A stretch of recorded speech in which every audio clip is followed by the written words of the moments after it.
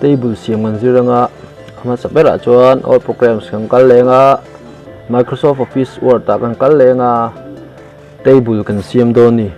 ma sabera chuan table kan siam don chuan insert ta kan kalanga ya ribbon tab sa kan kalanga ribbon tab sa chuan ribbon alo lang ta ni chuan ta hian table alo lang ta chuan table hi kan du za ta zir khan kan engzan nge table kan hon don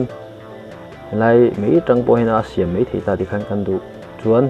ta po hena siam thei ta ti khan ka kha lo ni ta kan delete anga insert ta table a insert table po lom ta ni column engzan nge kan du column hi som kan no du theya row hi banga po kan du theya ti khan okay nga tai som banga ti khan lo ni mấy ta chun ka kha alak lo da na kha insert ta table a draw table po theya kan draw thei ta ni tiang kan draw thei ta tiang kan draw nga draw thei ta ni khan chuan mi draw hi direct po tiang kan draw thei ta chuan pen color hi color san te po kan mang thei ngan du chuan kan chuan hi a point hi kan ti lian thei bok ta kan du chuan lian deuh kan du thei ti khan kha draw dan chu ni mai ta se chuan shading hay shading appeal thei ta kan du khan chuan nei lian tu ka ti khan kan du lo jen eraser a erase chu te kan ti erase thei boka to erase theya ti khan to kan erase theya kan erase thei ta ni erase le kan to erase thei ti khan kha table chu lak lu dan sang khalom ta chuan lak lu dan sang kha kan lak lu du chuan hetrang pongan na theya insert table tang pon draw table tang pon insert table ne draw table ti khan hei hi all sam bara all sam chu amar chu kan thil siam tu zat ta zir khan tam deuh kan siam don chuan hei hi all sama ma se tam vak lo kan sin don draw table hi all sam mai ta ni column hi thum ve lek kha chu column thum ve lek kan sin don raw khan kan du zat khan ni mai ta ka chu chuan color hi kan thak le thei kan du chuan ti khan draw po all sam em ni eraser om le a chung kha chu kan du dan kha kan mang don ni amara chu draw hi chu atam tham siam ma chu voi thak thina insert table hi kan tianga som hi kan siam chinang column hi no lo som hi lawang so kan siam anga hei panga hei hi panga kan siam ang okay ang hei auto hin dai la auto kan ta nga chuan auto kan ta kha kan ni mani kan pot zau mai chuan hei hi alom ta kan tu chuan hei kan pot zau theya ma se hi po zim chho ta chuan hei kan pot zau the ma se hi pot hei chu jong hi po zim thei lo chan chu tian ni lo en ta hei ta tha zel ta chu bang chu jong in po zim thei lo wa chho jong po zim zel tu ra ni kha po kha kan no thatonia table hi a chuk zong in a po zim thei a chuk zong in a po zim thei lo wa a chho zong in a po zim thei ti te kha kan thatonia chuan ti khan table hi chuk zong in kan pot zau ta kan pot a chuk zong in kan pot zawa chuk zong chon tian hei a in sam tha kan pot zau na kha kan no thatonia po zim dan ne po zau dan kha chung lam pang zong in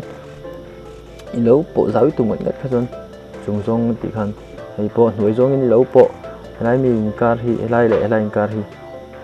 i pot zim thei lo ta ni chu zong chuan pot po zau du chuan khan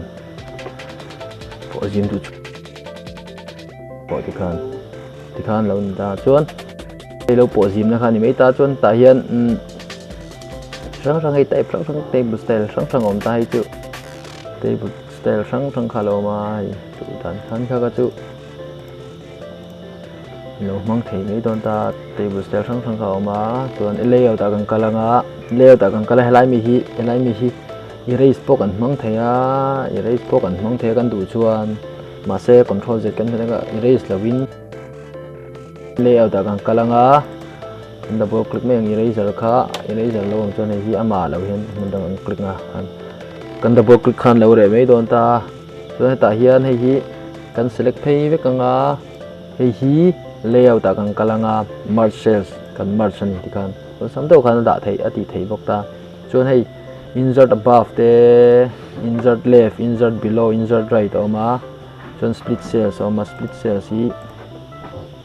number of column ti kan kha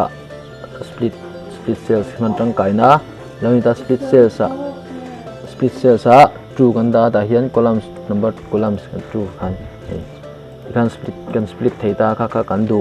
chuan kan lo mang thei tangkai em split cells bo chuan ta hian hi kan select kan lo pon kan click ta ni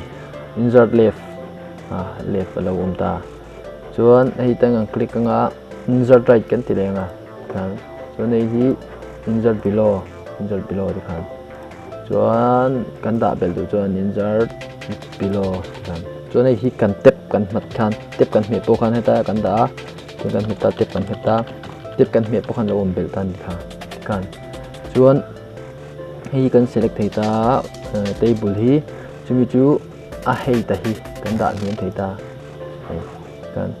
a hei ta hi ai ang tlang ve kai da du chuan ti kan heta rang hian adjust theya layout ta hian a hei thi ida zimin ida zau thei ta ni kha tangkaya da nge a in tiat lo pura kha chuan kit kha lo thave ta merge cells lenga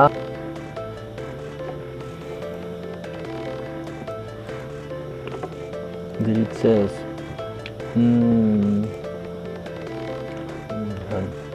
hi right click in delete cells left lami hi chu kan tu chuan na design na draw kan kenga tai kan draw thei ta kan chuan ei eraser in erase le thei ta mai kan select phaya right click delete cells mai tur kan chuan hei select a he da han click kenga pon right click in merge cells alom ta merge le mai tur te kan ei po right click in merge cells mai tur chuan ta hian thu kan lo chua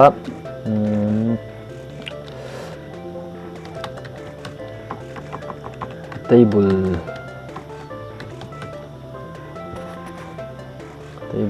tianga ta hian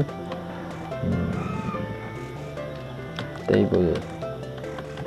ms word table ms word table kan tia chuan hi center kan da du chuan kan center kan da mai nga chung deuh leka center si kan da du chuan hnoi deuh leka kha hi kalai kha kan no click sinanga kan table chuan eta bolt na ve kha chu darang kan bolt mai nga ti len mai nga chuan thi ms word alom ta ms word thi kan select ka kan ti dang lam don ta ni text direction kan click nga center kan da text direction kan click ang ms word table kan click le nga kan lom ta kha text direction ania kan lo string ngei don text direction click le nga kan tu lo chuan kan click le mai don ta kan du kan click anga kan click le mai don ta ni tu kan lo chuta entara han tu kan chutia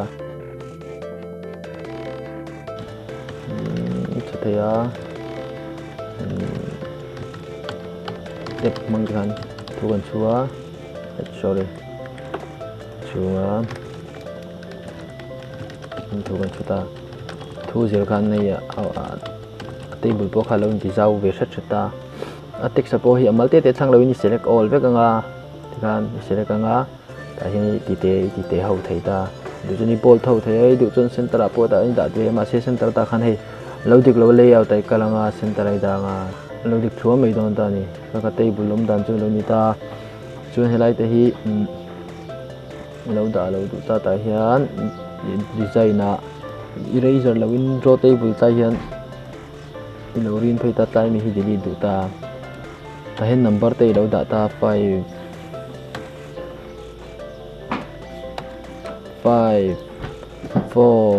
3 2 kan lo da ta hian total sang hello da du thei ta chuan erase don ta ni lai mi jong khai erase jang chuan hi ta mi chu du le marks le pok nga du chuan erase le thei thawa total kan tinga khan ta hian ti khang pali kan kan ta mi don ta tai mi kan ta du lo chuan te hang kan lo siam mai don ta ni chuan kaka table a chuan tangkai dan do ni shading pawma shading a hian hei shading hi filter du chuan kan chuan helai pawh hi a bikin color lai a pink color kan lo pe du theia ti khang chuan print preview kan an chinang tian hi kan thil kan lo print thei don ta han table kaka table siam dan chu nei ta ka rong khani ro se